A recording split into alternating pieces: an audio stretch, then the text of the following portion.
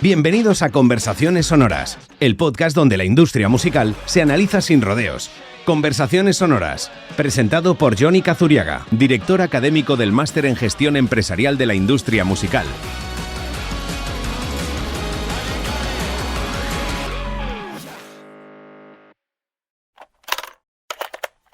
Buenos días, buenas tardes, bienvenidas y bienvenidos a este sexto episodio del podcast del Máster de la Industria Musical de UNIR.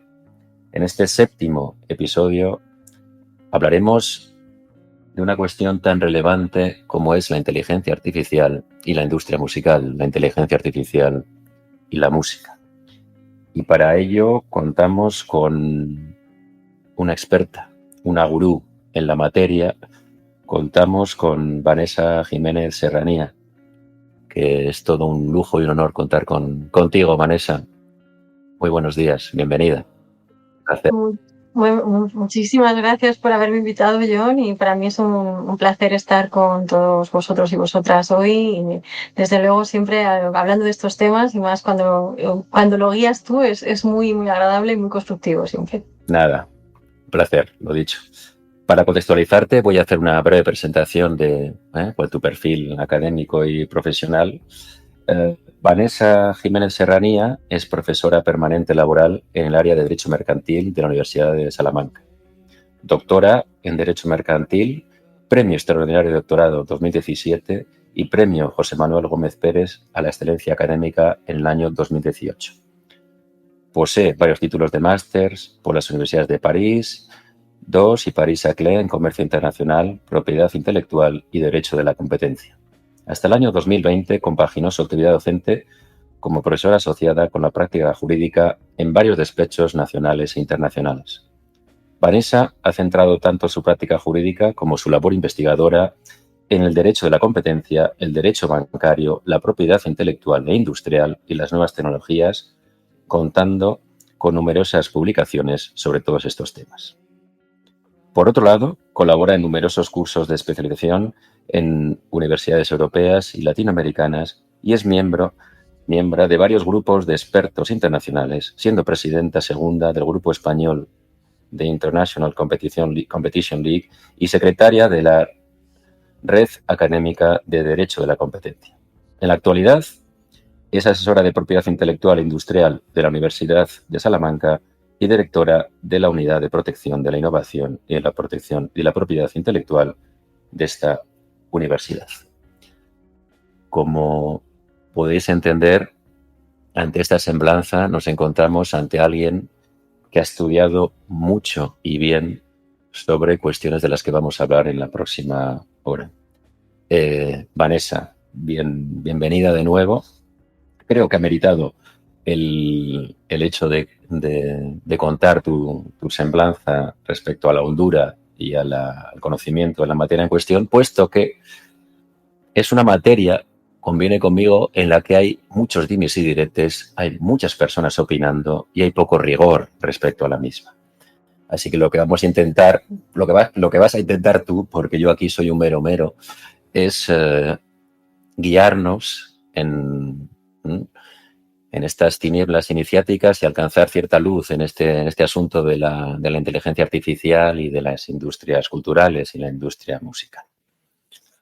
La primera pregunta es, yo creo que bastante evidente. ¿Cómo una persona como tú, con este perfil, con esta hondura en los aspectos jurídicos,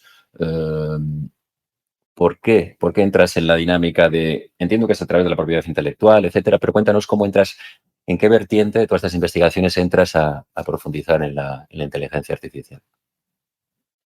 Pues con el tema de inteligencia artificial, igual que me ha pasado con otros temas tecnológicos, como es el caso de la blockchain también, entro más que por el tema del propio estudio, más por el tema de afición personal. O sea, a mí me gustan mucho las nuevas tecnologías, pero desde el punto de vista también de programación, aunque yo no soy programadora ni aspiro a serlo tampoco, pero sí me gusta esa parte tecnológica, un poco, pues tengo esa curiosidad, sobre todo en comprender cómo funcionan determinados sistemas y ver también pues la evolución de la tecnología, que es básica para la sociedad. Yo creo que por mucho que nos dediquemos al estudio del del derecho, incluso a la práctica del derecho, hay que asociarlo a los fenómenos que existen en la sociedad y tienen un impacto en la sociedad. Entonces, también a la hora de profundizar en estos ámbitos, yo creo que esa parte técnica, y esto es una cosa que a mí siempre me gusta subrayar, porque por mucho que luego, claro, tenemos que poner la capa jurídica, ¿no? Y ahí tenemos esa especialización más técnica, jurídica en ese sentido, pero sí la parte puramente tecnológica es muy importante comprenderla, porque como bien decías, hay veces que se vierten opiniones o se realizan determinado tipo de afirmaciones sin conocer realmente cómo funciona una tecnología. Entonces, hay que combinar las dos cosas. Esto es casuístico también, ya lo veremos, y es necesario comprender realmente qué se hace o qué hace, por ejemplo, el sistema de inteligencia artificial, que es muy complejo, la verdad, para luego poder también abordarlo desde un punto de vista jurídico, porque si no caemos en afirmaciones como muy generales o a lo mejor incluso en algunos errores sustanciales en algunos ámbitos, ¿no? Entonces es necesario, vamos, esa parte. Y bueno, por mí es un poco la parte de curiosidad científica, ¿no? Y pues a nivel práctico pues también que me interesa un poquito estos temas, ¿no? Fantástico, fantástico. Pues si te parece, vamos a comenzar por donde se debe comenzar. ¿Qué es esto de la inteligencia artificial? ¿Qué es la inteligencia artificial? Uf, eso es complicado. O sea, la Es una inteligencia artificial es una pregunta excesivamente grandilocuente y amplia, pero para alguien como tú, si tuvieras que explicarlo para una persona que no tiene absolutamente nada de idea más que lo que ha escuchado por ahí, etcétera, ¿qué es? ¿De dónde parte la inteligencia artificial? Pues, bueno, la inteligencia artificial, cuando hablamos de inteligencia artificial y por no ir un poco a los orígenes de todo de donde se origina todo este tema, ¿no? No es algo que sea tan novedoso como creemos, ¿no? Porque esto es una de las cuestiones que también yo creo que es importante subrayar. Una cosa es lo que nos vemos ahora, que es la inteligencia artificial generativa, que es que es lo que se ha dado más a difundir y que se ha hecho más popular en los últimos prácticamente 2 años, ¿verdad? Porque esto va muy rápido. Parece que es más tiempo, pero que cuando se ha, entre comillas, democratizado en este sentido de que pues hay muchos usuarios que pueden acceder y han empezado a utilizar ChatGPT o Stability o cualquier otro tipo de programa, ¿no? Pero cuando estamos hablando de inteligencia artificial es un concepto mucho más amplio que va vinculado a, podríamos definirlo de una manera muy, muy general, a sistemas que tienen un comportamiento que podemos llamar inteligente en el sentido de que pueden analizar el entorno, tener una cierta raciocinio en el sentido de poder entender ciertos elementos del entorno y luego tomar unas decisiones a raíz de ese input que tiene, ¿no? O sea, es esa idea un poco de... A mí me gusta vincularlo más, aunque no es aquí hay pues muchas definiciones, ¿no? Pero vinculado más a esa idea de razonamiento o de pues tratamiento también de unos datos, ¿no? Luego podemos encontrar sistemas que son más complejos que otros. Pero para que nos hagamos una idea, y yendo un poco al tema de la música, las primeras composiciones vinculadas con inteligencia artificial, pero en sentido amplio, que comentaba, lo encontramos en 1957 con una obra que se llama The Iliac Suite, que esta obra es la música algorítmica, ¿no? Está generada por un sistema muy primario de inteligencia artificial vinculado con un software y que permitía esa creación de esa música algorítmica que ya hablábamos, ¿no? Ahora en el ámbito de la música, yo creo que de los ámbitos en los que desde el principio se han utilizado determinado tipo de elementos que no podemos hablar de inteligencia artificial generativa, ¿no? Pero sí que son elementos de inteligencia artificial en el sentido de esos sistemas que permiten una cierta automatización de determinados procesos o que permiten la elaboración de determinado tipo de elementos. Yo que sí, pues si nos vamos, por ejemplo, a los años 70, con pues obras, por ejemplo, de David Bowie o de pues todo esto de música sintética, música electrónica, un poco de esa época, quiero decir, ¿no? Ya lo más actual, que también, pues tenemos ya en ese momento sintetizadores, determinados programas que podían generar determinado tipo de composiciones musicales muy básicas, o no tan básicas, hay algunos que son bastante interesantes, ¿no? Pero tenemos toda esa... cuando hablamos de inteligencia artificial hay que tener en cuenta que es un concepto muy amplio.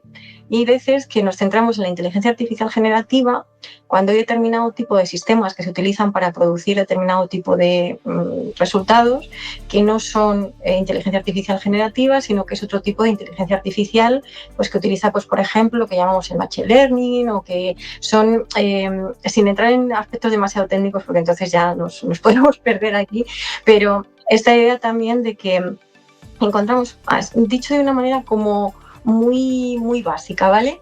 Como la clasificación que hay de inteligencia artificial, podemos encontrarnos con lo que se habla de inteligencia artificial estrecha, que son sistemas que pues tienen pues, un aprendizaje más pues vinculado, pues, por ejemplo, al aprendizaje por refuerzo. Así que hay una especie como en su entrenamiento de un control más efectivo por parte de la persona que lo programa o de la empresa que lo crea, que estaríamos hablando, por ejemplo, de los chats de bot, o sea, los bots de chat, por ejemplo, Siri o, por ejemplo, Alexa, todos estos, los sistemas, por ejemplo, de detección de spam, todo este tipo de cuestiones, son sistemas de inteligencia artificial, pero son sistemas de inteligencia artificial estrecha que necesitan pues ese aprendizaje más vinculado al aprendizaje por refuerzo o un aprendizaje supervisado, ¿no?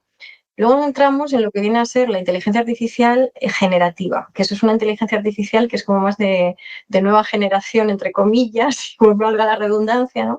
Que va más vinculada al sistema de lo que se llama las redes neuronales, que son lo que hablamos de deep learning o redes neuronales, etcétera, es intentar emular por sistemas informáticos cómo funciona el pensamiento humano, por así decirlo. O sea, con esa idea de que hay redes de neuronas que nos permiten pues, procesar las imágenes que vemos y traducirlas a datos y poder hablar y todo cuando hablamos del lenguaje natural es para alguien que no conozca nada de la parte tecnológica.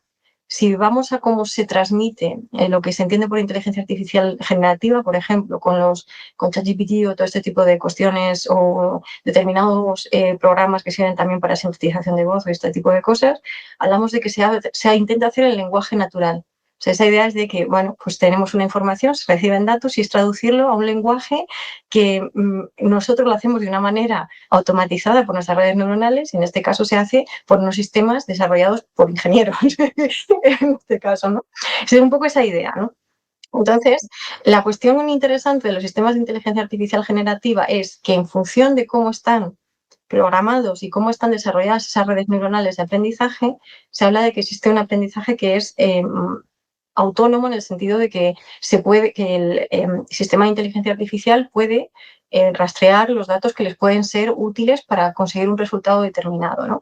Y en todo este sistema, luego, pues tenemos esa parte en la que se consiguen esos datos, ¿no? Que se nutre el sistema de inteligencia artificial generativa de esos datos. Luego, esto es un término que a veces es un poco nos digiere en el sentido de que va utilizándolos, tiene sus capas también de programación interesante, o sea que tiene varias capas de programación. ¿Cuál es el término? Digerir, o sea, los ingesta y los digiere, ¿no? Pero bueno, esto es como porque, bueno, en fin, luego dice, bueno, luego los expulsa, ¿no? Pues la expulsión serían los outputs, es que queda un poco... pero bueno, para que nos hagamos esa idea de los absorbe. Tiene ese acceso, sí, los absorbe, los utiliza en función de cómo esté también diseñado el sistema, para lo que esté diseñado el sistema. Y luego es lo que luego nos permite, con toda esa información que recoge y de la manera en la cual, en base a procesos informáticos vinculados con la estadística, con la probabilidad, sobre todo, cálculo o sea, con una serie de procedimientos internos, permiten luego obtener un resultado. Y ese resultado, que esos outputs que llamamos normalmente desde el punto de vista, bueno, no solamente jurídico, sino en general esa idea de la protección de lo que se genera por inteligencia artificial, pues eso se obtiene en base a esos procesos, que es cuando se habla de esa especie como de caja negra o de elementos vinculados a la programación del sistema de inteligencia artificial, no va a ser uniforme en todos los sistemas de inteligencia artificial generativa. Y eso es importante tenerlo en cuenta, eso es lo que quería subrayar. Vamos a encontrar determinado tipo de diseños de sistemas de inteligencia artificial generativa y aquí lo interesante es que cuando tenemos este tipo de sistemas, que son sistemas, pues, por ejemplo, ChatGPT, que es muy conocido, ¿no? O Stability, o pues, cualquier otro tipo de, pues hay muchísimos, ¿no? Pues, dicho así como un poco más conocidos, o los sistemas de traducción automatizada, como DeepL, o todo ese tipo de sistemas, ¿no? Vemos que pues nosotros podemos poner un determinado tipo de elementos, de prompts, ¿no? De instrucciones en el sistema de inteligencia artificial y luego nos van a salir resultados diferentes, incluso si utilizamos los mismos prompts. O sea, por eso os decía que esto es la parte interesante, ¿no? De decir, bueno, yo puedo determinar lo que sale, pues en algunos casos va a ser que sí, en otros va a ser que no, en el ámbito de la inteligencia artificial, ¿no? Sobre todo la inteligencia artificial generativa. Entonces os decía que teníamos esa inteligencia artificial estrecha que llamamos, o sea, como más primaria, luego esta inteligencia artificial generativa y luego habría lo que se llama la superinteligencia artificial, que bueno, esto es lo que encontramos cuando se habla de una inteligencia artificial autónoma completamente, ¿no? De que esto, pues, tenemos noticias de vez en cuando, ¿no? Ya ha alcanzado el grado de autonomía y de singularidad y ya puede, o sea, estar completamente autónomo. De momento, pues todavía no estamos ahí, ¿no? No sé si llegaremos en los próximos años, Esa pero bueno. equiparación de autonomía absoluta. Hasta donde yo sé, no. Hasta donde yo sé, no. Yo soy un poco escéptica en esto, pero bueno, eso es porque esto también requiere o sea, una inversión en desarrollo importante, que eso hay que tenerlo en cuenta Claro, también, que esto consume mucha energía y consume muchas tal cual, cosas tal también. cual. Con lo cual vamos a centrarnos, por lo que hemos entendido, en la inteligencia artificial generativa y el impacto jurídico y económico Sí. en la industria cultural, en la industria musical. En este proceso que también has contado y también has definido, que ya lleva cierto tiempo, ¿no? En, eh, Ujú. en base a tus estudios, luego entraremos en las diferencias en cuanto a derechos de propiedad intelectual, etcétera, en diferentes entornos. ¿Cuáles son las implicaciones jurídicas y económicas iniciales en los sectores culturales de todo este desarrollo de la inteligencia artificial, la generativa? Y yo, bueno, esto es bastante obvio, además que teniendo en cuenta también el público, ¿no? del podcast lo saben ya, pues hay un tema muy importante que es el tema de, a nivel económico, lo que se discute es si estos nuevos, lo que se genera por la inteligencia artificial entra a competir con productos, con obras tradicionales, o sea, generadas por personas Claro, físicas, ¿no? Por autores, por artistas, intérpretes, etcétera, ¿no? Esa idea de, bueno, es que o sea, esto no es nada riguroso, pero bueno, ya sabéis la expresión esta, es que un ordenador, un sistema, no se cansa y puede producir infinitamente, pues determinado tipo de resultados, ¿no? Y es esa idea y es por lo que surgen los principales conflictos en la actualidad que tenemos judicializado bastante, ¿no? Sobre todo a nivel de Estados Unidos, pero ya en Europa empezamos a tener acciones importantes, ¿no? La cuestión esencial es si lo que, por un lado, a nivel de, básicamente, de lo primero, si eso que hacen los sistemas de inteligencia artificial eh, necesitaría una autorización por parte de los titulares de derechos para poder utilizar esas obras, para aprender a sacar luego música, o sea, hacer ese aprendizaje que luego permite obtener claro. resultados de composición musical Ujú. o de utilización de la voz, etcétera, etcétera. Eso por un lado. Y luego por otro lado es si lo que sale, los productos que salen realmente a nivel jurídico, si son protegibles por propiedad intelectual, como son las obras, y a nivel económico, si esos son realmente productos que compiten con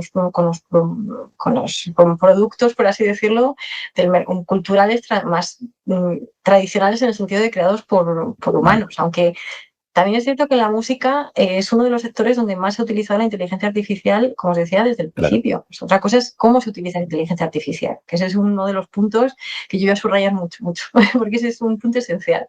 ¿Y cómo se utiliza en la industria de la música? A ver, el tema es que, mirad, con el tema de los... Vamos a empezar por lo del Venga, final, cómo se utiliza la inteligencia de acuerdo. output, ¿no? Famoso. Estamos hablando de inteligencia artificial generativa, ¿no?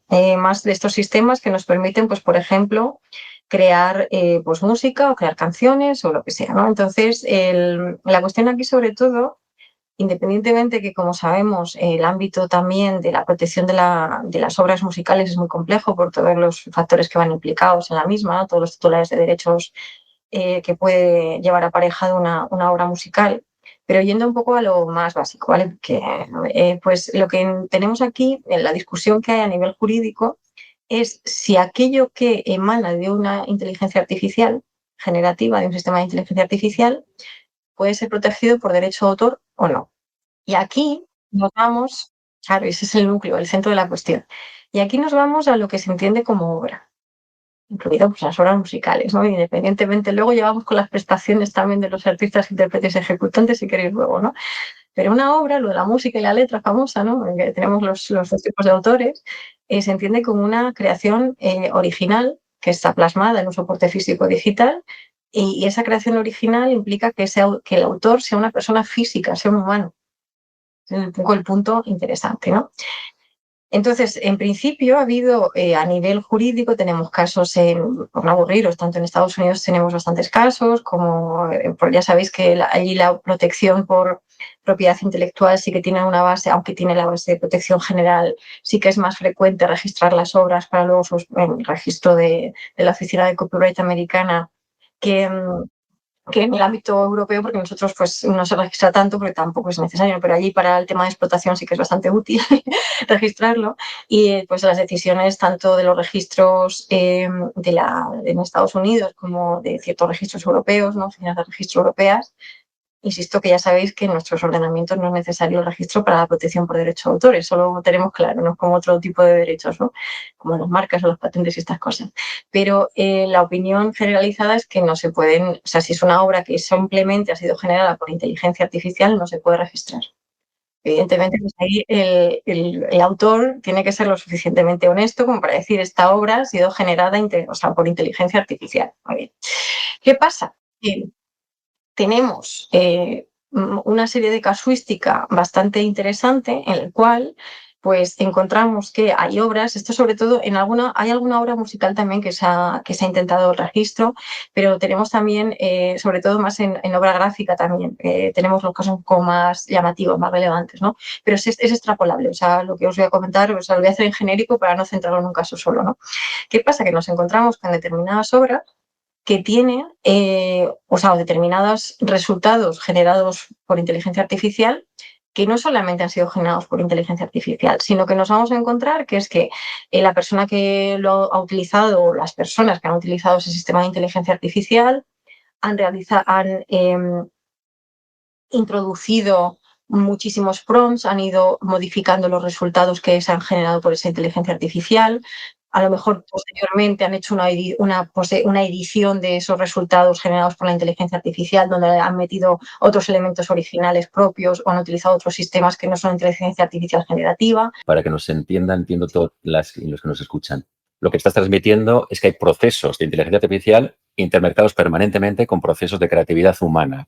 No, es justo ese el poco, Claro. pues era un poco describir exactamente lo que te has dicho. Encontramos esa parte de, bueno, tenemos esto, pero es que no solo hemos utilizado el sistema de inteligencia artificial, sino que ha habido más cosas detrás.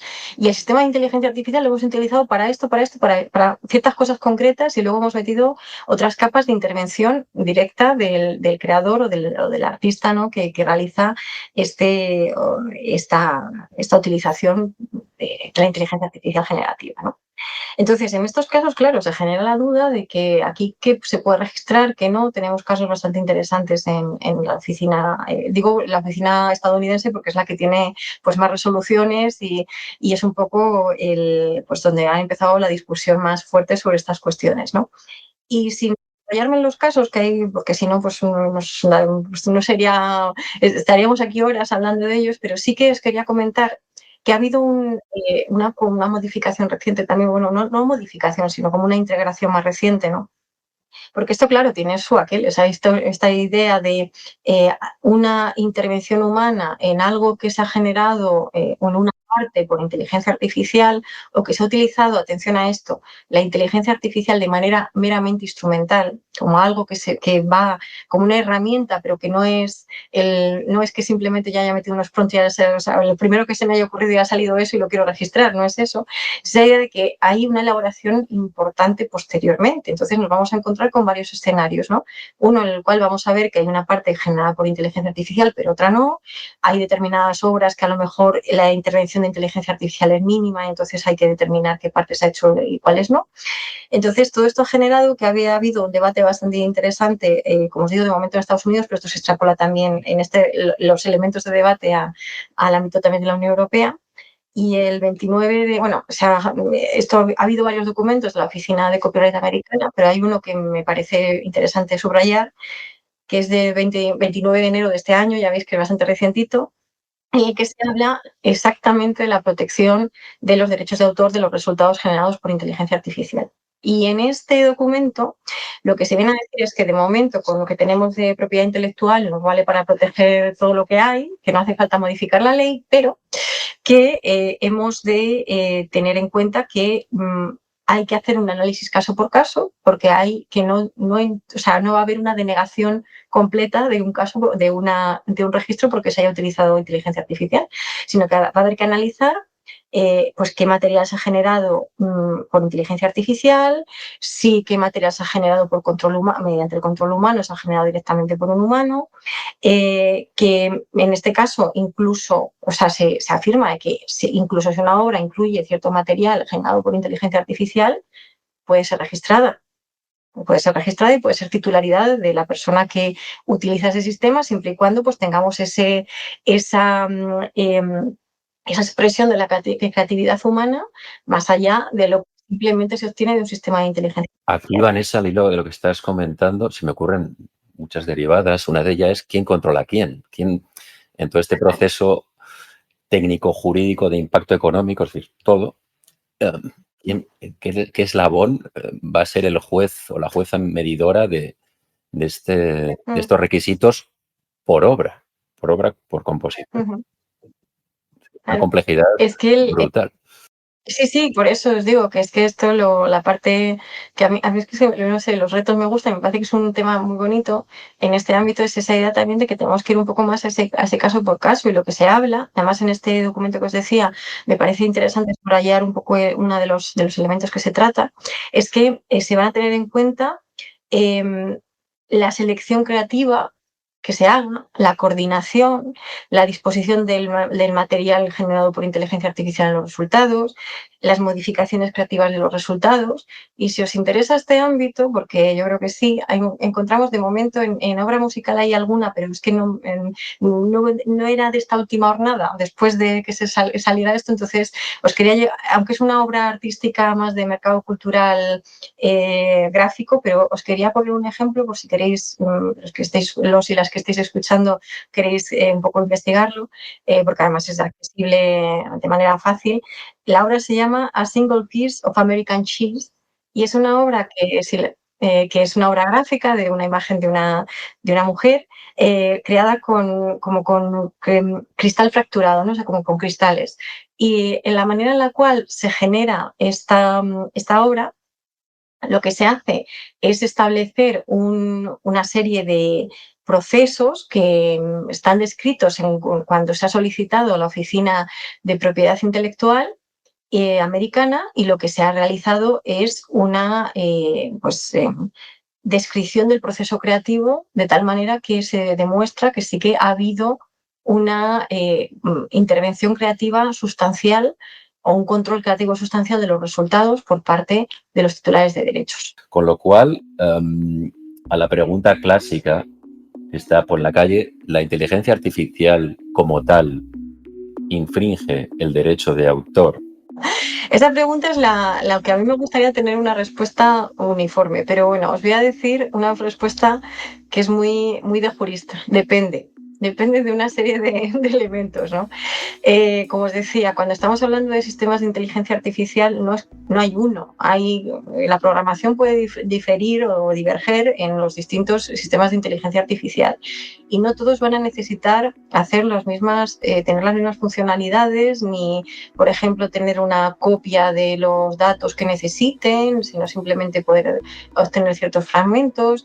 La manera en la cual digieren, por así decirlo, utilizan esos datos va a ser diferente en unos o en otros. Entonces, es igual que lo que os decía antes. Esto es un análisis caso por caso. Bueno, lo único que en líneas generales, un poco para tener claro lo que hay y qué problemas tenemos con esto y demás.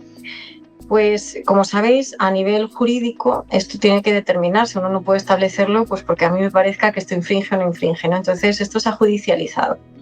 Y tanto en Estados Unidos como, os digo Estados Unidos siempre la referencia porque es donde hay de momento creo que hasta la última vez que lo miré yo eran 39 demandas en distintos estados de Estados Unidos. No sé si ha habido alguna en estos últimos días, pero bueno, como os digo, hace un par de semanas eran lo voy mirando periódicamente, ¿no? Porque cada vez tenemos más. Y luego en la Unión Europea, pues hace un par de semanas también hemos tenido la demanda de de ciertas agrupaciones más del ámbito de las letras, ¿no? Contra Meta en Francia, que eso también va a ser un caso muy interesante a seguir, ¿no? Y antes que eso, en Europa teníamos otro caso en Hamburgo sobre un sistema de inteligencia artificial. Y ahí os voy yo a comentar un par de cositas. Cuando tenemos esta judicialización, ¿en qué se basan todas estas demandas que existen, ¿no? Se basan básicamente en que determinados titulares de derechos han planteado que lo que hacen los sistemas de inteligencia artificial es realizar un uso no autorizado de sus obras para poder luego obtener unos resultados. Es decir, que la manera en la cual obtienen los datos, esos datos vinculados con las obras, de la manera en la cual aprenden, dicho de una manera más amplia, ¿no? Infringiría los derechos de propiedad intelectual porque implicarían un uso no autorizado de esas obras. ¿Qué pasa con esto? Con esto nos vamos a encontrar que tanto en el ámbito americano como en el ámbito europeo vamos a encontrarnos con determinado tipo de elementos que pueden ser utilizados como defensa frente a esta idea de, bueno, hay infracción, ¿no? Y nos vamos a encontrar en el caso de Estados Unidos, lo que se plantea en la mayoría de los casos como defensa por parte de las empresas que utilizan o que comercializan o que son titulares, ¿no?, de sistemas de inteligencia artificial generativa es el famoso fair use. En Europa no tenemos fair use, por mucho que haya alguna sentencia que por ahí... El uso justo. El famoso uso justo, ¿no? El fair use, que eso viene reconocido en la legislación americana, en el artículo 107 de la ley de copyright americana, y que tiene unos contornos muy, muy precisos y que, como os digo, en el ámbito del derecho de autor continental, que ya no solamente es el europeo, sino también todo lo que viene a ser también latinoamericano, toda esta parte más, un poco de tradición continental que llamamos en el derecho, nosotros seguimos de una manera más estricta lo que es el convenio de Berna. En el convenio de Berna se establece lo que se llama la regla de los 3 pasos. Entonces ahí se habla de que tenemos que tener unos límites establecidos y que esos límites van a ser aplicados de una manera pues estricta y que no se puede interpretar un límite o establecer una excepción que perjudique excesivamente a los intereses legítimos de los titulares de derechos o que vaya en detrimento de su explotación, etcétera, ¿no? O sea, que tenemos dos sistemas distintos, con lo cual no se pueden extrapolar todas las soluciones que hay en Estados Unidos a Europa, aunque ya digo que hay algún caso en España que lo he intentado hacer. Vayamos, Vanessa, con el fair use, con el uso justo. Con el tema la cuestión es que tenemos, como os digo, judicializado el ámbito cuando hablamos del fair use, para que exista el fair use es necesario que se den una serie de elementos. Entonces, estos elementos esencialmente son 4. El primero, que se tiene que demostrar pues, el propósito y el carácter del uso que se está realizando y también ver si se trata de un uso que tenga carácter comercial o no comercial. Eso es lo primero, hay un poco la descripción de la cosa. Luego, tener en cuenta qué tipo de derechos de autor se está tratando, la naturaleza de los derechos, si estamos hablando de derechos exclusivos, si estamos hablando de bueno, en fin, un poco ese ámbito, ¿no? Luego, la cantidad y el carácter sustancial de lo que se está utilizando por esa herramienta o por esa persona que decimos que está utilizando una obra sin autorización. Y luego también el efecto sobre el mercado potencial que pueda tener ese resultado como tal, ¿no?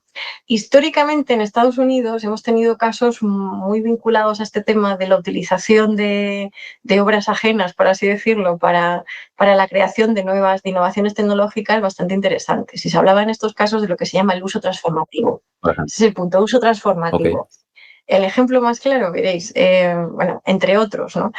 Pero tenemos el caso, por ejemplo, de Google, que esto era un caso de Google contra Oracle, contra la compañía Oracle, porque para crear el sistema operativo, para crear el sistema operativo de Android, que ya sabéis que esto depende de Google, ¿no?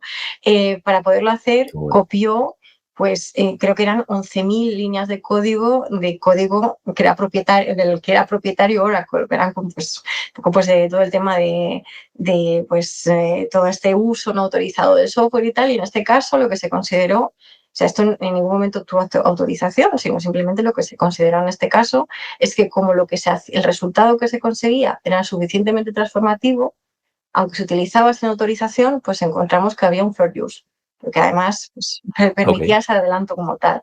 Otro de los casos también que ha sido muy polémico, si os dais cuenta, el caso de Google Books, el tema de la digitalización de libros.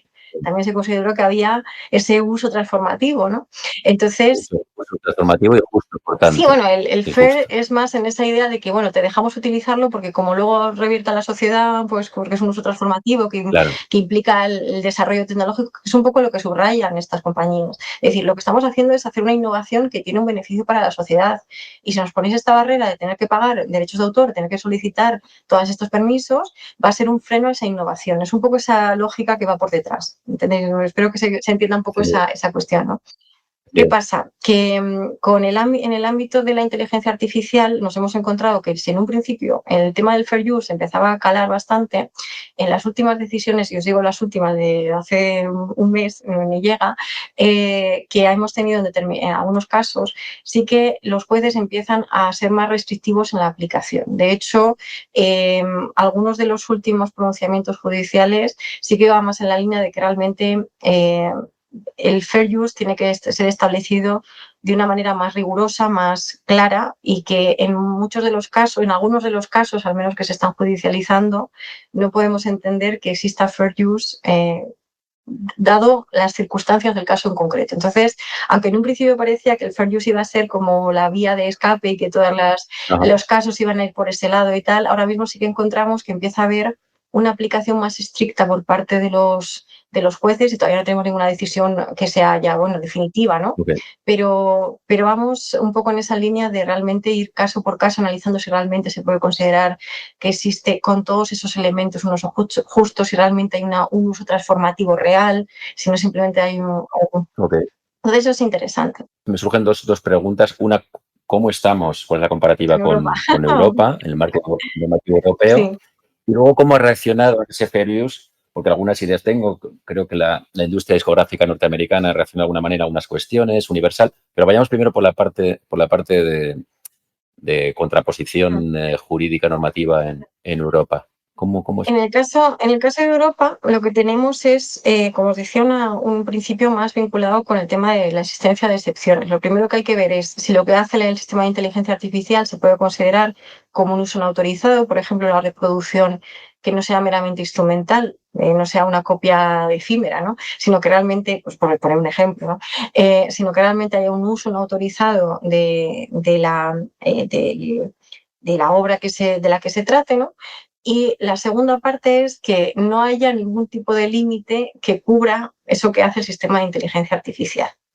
Y resulta que en Europa, desde 2019, tenemos un límite, que es el límite que se conoce como la excepción de minería de textos y datos. Y ese límite maravilloso maravilloso por decir algo, establece que la posibilidad de realizar ciertas extracciones, ¿no? De que lo que se habla de la minería de textos y datos es pues, utilizar pues, bases de datos y de obras, ¿no? En la cual se puedan extraer cierta información para conseguir pues, un fin determinado, ¿no? Pues, como os digo, se establecen ciertos límites que hacen que no sea necesario en algunos casos una autorización de los titulares de derechos.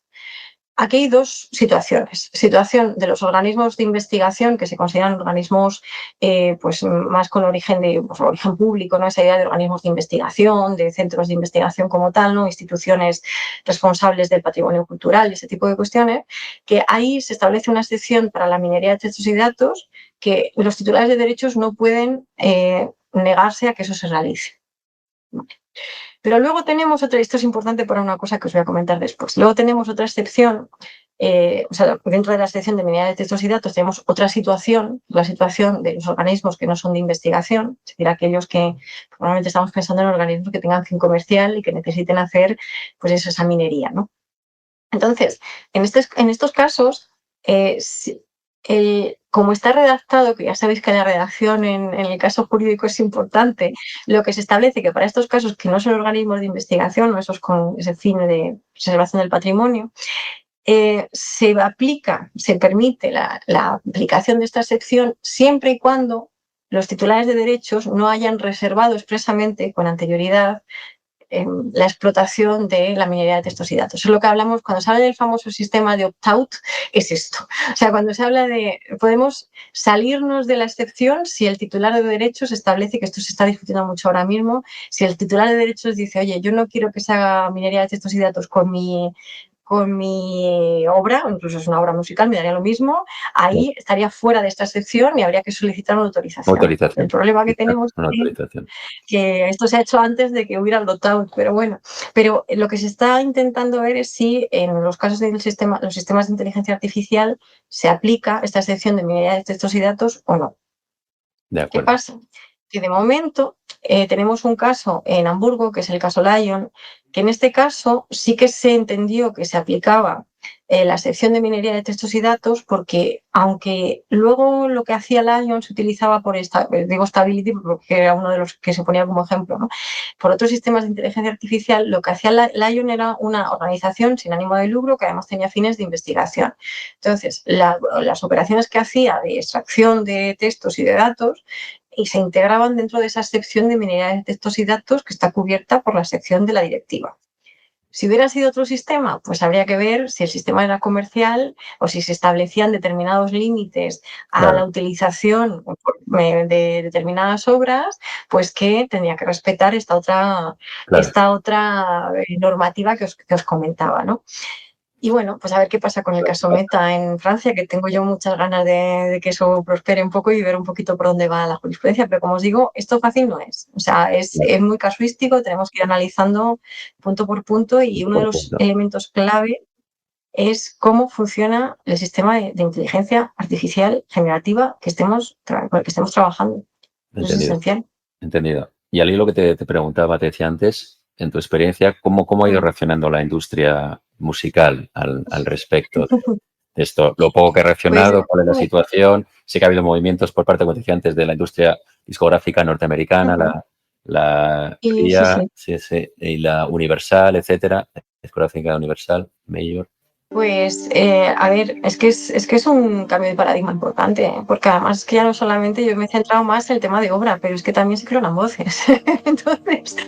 No, es que luego me gustaría preguntarte, tengo 2 o 3 cuestiones. Efectivamente, me gustaría hablar sobre el tema de la imitación de voz, el tema de los ejecutantes e intérpretes, pero vayamos piano. Pues yo te digo, pero vamos, en un principio, yo creo que también, sobre todo, teniendo en cuenta a nivel económico lo que esto puede llegar a impactar, ¿no? Porque hay muchas...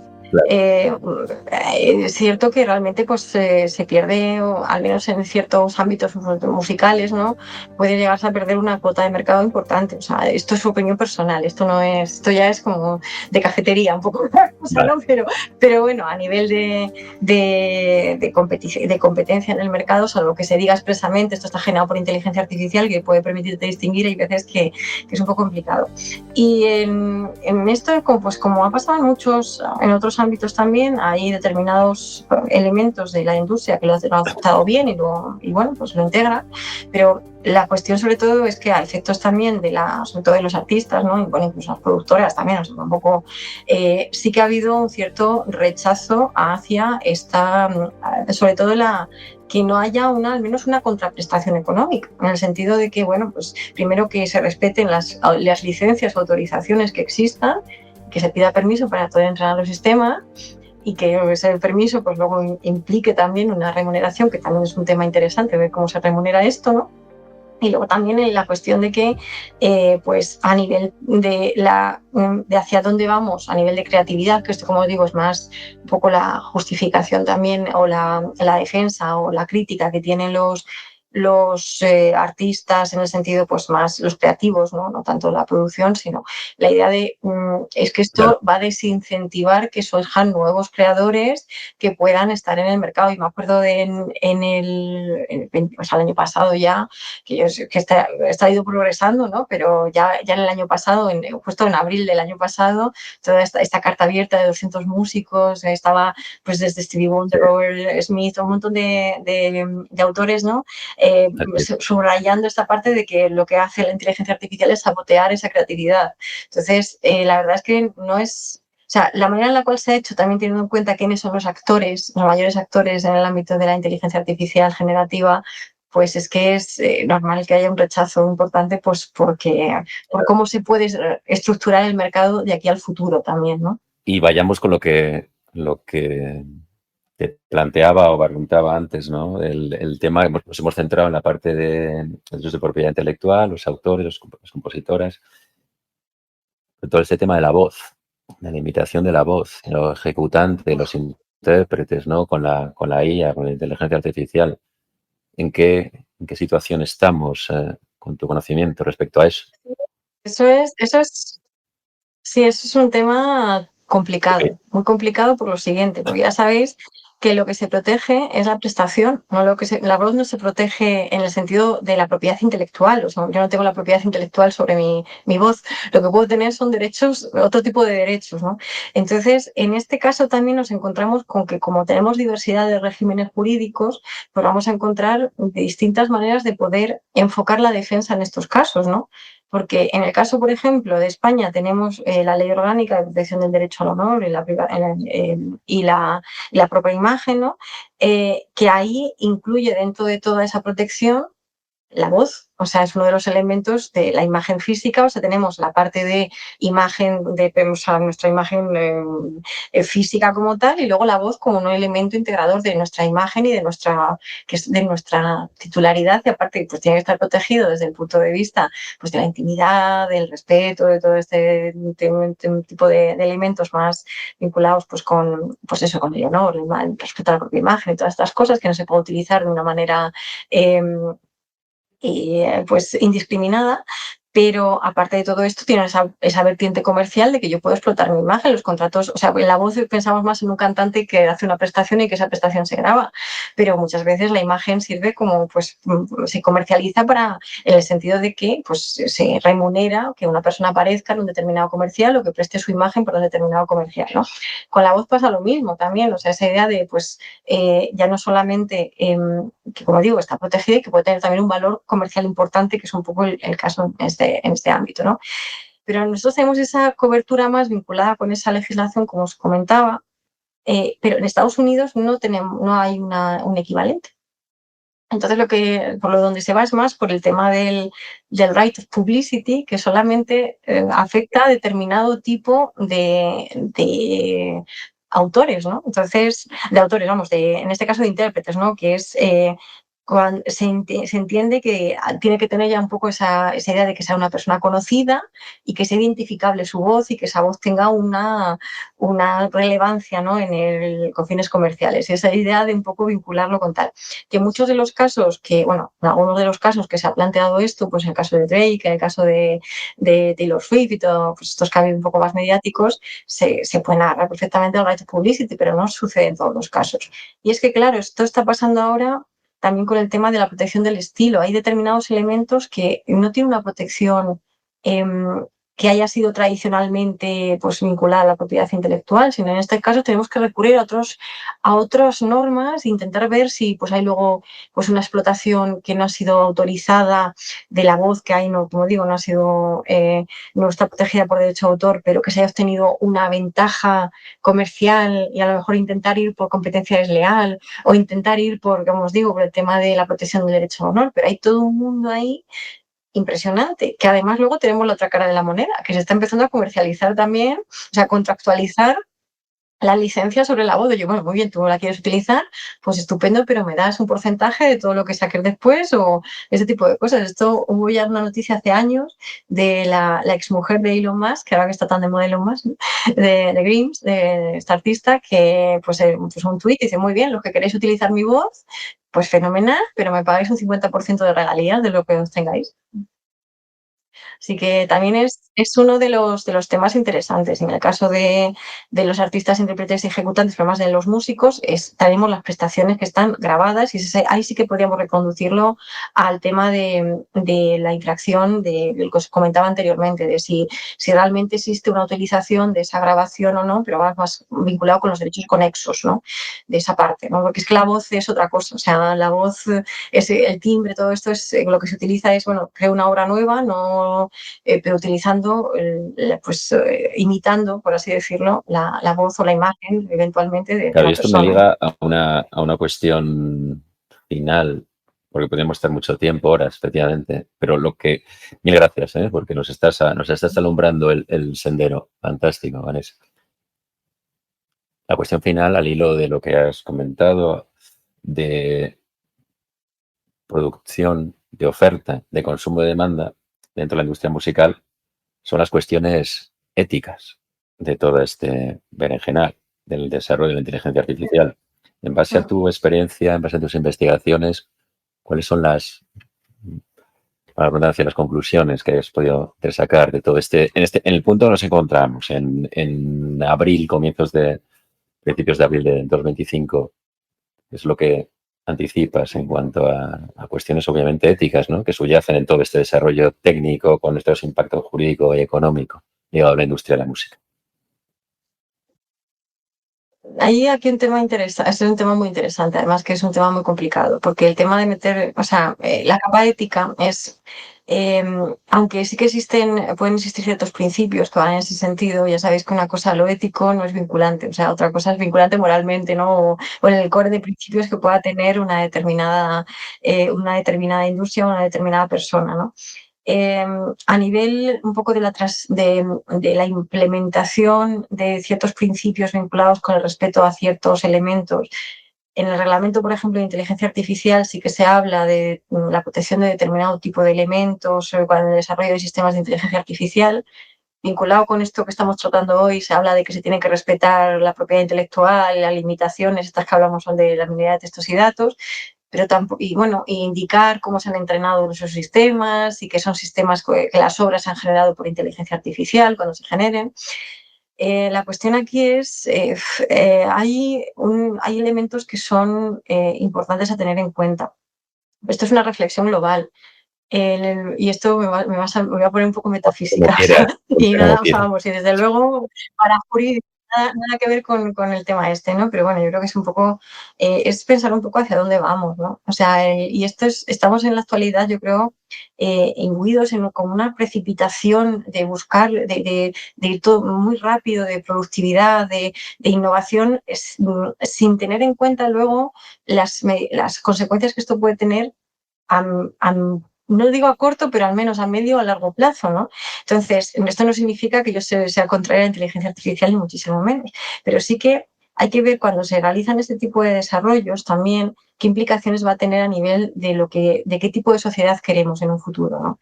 Y una cuestión es que como herramienta puede ser fantástico, pero es que tenemos que ver también si realmente hay determinado tipo de elementos creativos que queremos potenciar o no. O sea, si consideramos realmente que la creatividad, y esto digo, esto es opinión puramente personal y que va más vinculado con esa idea de hacia dónde, qué se quiere potenciar desde una parte más política o de comunidad, ¿no? Esa idea de potenciar la creatividad o potenciar otro tipo de elementos más simplemente mercado técnicos o comerciales, ¿no? Porque no todo es el resultado comercial. Yo a lo mejor si soy un creativo y veo que hay determinado tipo de elementos en la industria que van a hacer lo mismo que hago yo más rápido, a lo mejor se me desincentiva. También es cierto que el ser humano tiende y esto es una opinión, como digo, puramente personal, aunque se realice por obras generadas por inteligencia artificial y algunas que son estupendas, utilizarlo como instrumento a mí me parece fantástico, porque además pueden dar resultados muy interesantes.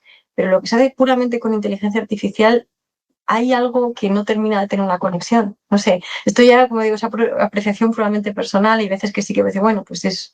Pero sí que hay esa parte de, no es lo mismo ver una obra generada por un artista que una obra generada por una inteligencia artificial, por mucho que tal, porque esa, además que es que puede generar, si realmente si no se equilibra, que ese es el punto, que hablamos siempre con las plataformas digitales, del value gap entre la plataforma digital y los artistas, ¿no?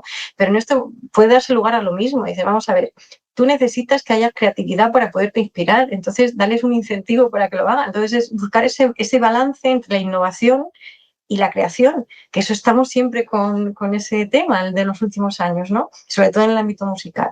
Y es esa idea de, oye, es que necesitamos también, que es algo que yo creo que es innato al ser humano, sin creatividad es que no somos nada, o sea, no somos máquinas y no somos planes, por eso ya existen otras cosas, ¿no? Pero bueno, como digo, yo creo que el punto interesante de todo esto va a estar en ver dónde encontramos ese equilibrio entre el incentivo a la creación y también el desarrollo tecnológico, ¿no?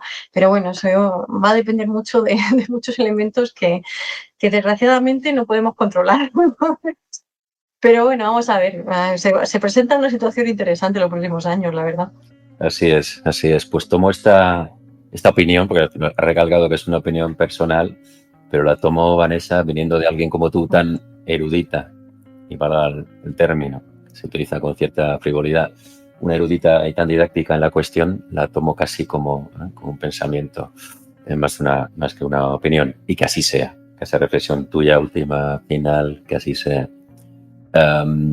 Como has dicho, podríamos estar aquí más tiempo. Habrá más oportunidades, Barrunto habrá más oportunidades en el futuro para seguir ahondando en esta materia, y te agradezco infinito, y seguro que las y los que nos escuchan más aún, la aclaración de los términos, la aclaración de la situación donde nos encontramos, la dificultad, obviamente, de la misma, y la eliminación de todos los potenciales claroscuros que existen en la materia con esta horita de charla tan fantástica. Mil gracias, Vanessa. Mil gracias. Ha sido un lujo y un placer, la verdad. No, mil gracias a ti, la verdad que me lo he pasado muy bien, y espero que quien lo escuche pues también lo pueda disfrutar. Desde luego, pues la verdad es que es uno de los temas del momento, y te agradezco mucho la invitación, porque yo creo que era un tema muy interesante para tratar y para reflexionar sobre Gracias ello. a ti. Un fuerte abrazo, Vanessa.